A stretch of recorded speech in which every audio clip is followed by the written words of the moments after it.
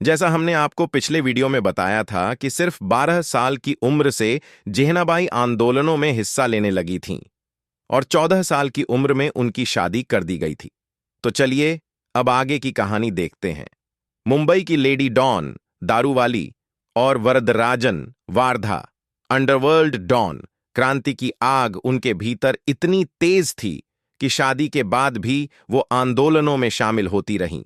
जेनाबाई विचारों से बहुत प्रगतिशील थीं, हिंदू मुस्लिम एकता में पूरा विश्वास रखती थीं, लेकिन यही सोच उनके पिता को बिल्कुल पसंद नहीं आती थी।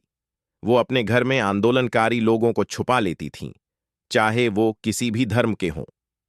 एक बार तो उन्होंने आंदोलन के दौरान एक हिंदू भाई की जान भी बचाई थी, जिसे अंग्रेज सिपाही मार देना चाहते थे। दूसरे धर्म के लोगों की मदद करते देखकर उनका पति उनसे अक्सर नाराज रहता। इस वजह से वो कई बार उन्हें मारता डांटता भी था। अब कहानी में आता है असली मोड़। 1947 में भारत को आजादी मिल चुकी थी, लेकिन अंग्रेजों ने देश के दो टुकड़े कर दिए, भारत और पाकिस्तान। पाकिस्तान में मुस्लिम आबादी ज्यादा थी, इसलिए इतिहास की सबसे बड़ी पलायन प्रक्रिया माइग्रेशन शुरू हुई। कुछ लोग भारत आए, कुछ पाकिस्तान चले गए।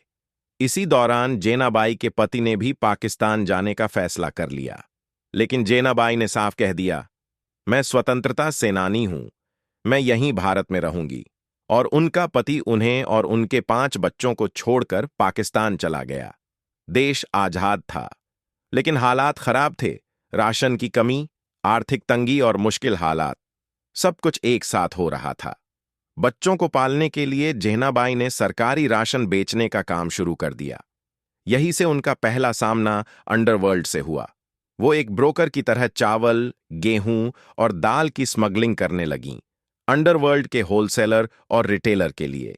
सरकार ने बिना लाइसेंस के राशन रखने और बेचने पर रोक लगा रखी थी, लेकिन जेहनाबाई ने ये रिस्क उठाया।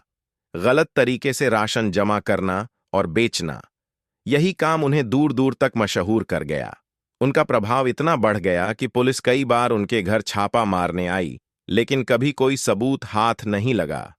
अंडरवर्ल्ड में नई पहचान इस धंधे ने जेहनाबाई को अंडरवर्ल्ड में मजबूत पहचान दिलाई। फिर उन्होंने इकबाल गांधी से दूसरी शादी कर ली, लेकिन धीरे धीरे मुनाफा कम होने लगा। उनकी चिंता बढ़ गई। तभी उनकी मुलाकात हुई वरदराजन मुदलियार से, अंडरवर्ल्ड का सबसे बड़ा डॉन। धारावी की गलियों में उसका नाम ही काफी था। यहीं से जेनाबाई की कहानी एक नए मोड़ में प्रवेश करती है। तो आज के लिए बस इतना ही। पार्ट 4 में हम बताएंगे वारधराजन ने जेनाबाई की कैसे मदद की, धारावी में उसकी कितनी पकड़ थी, अंडरवर्ल्ड में उसका क्या रुतबा था। अगले पार्ट का लिंक डिस्क्रिप्शन में मिलेगा। और अगर आपने पार्ट 1, पार्ट 2 और पार्ट 4 नहीं देखे हैं, तो उनके लिंक भी इसी वीडियो के डिस्क्रिप्शन में मौजूद हैं। चैनल को सब्सक्राइब करें, वीडियो को लाइक करें, ताकि हर नया अपडेट सबसे पहले आप तक पहुंचे। Thank you.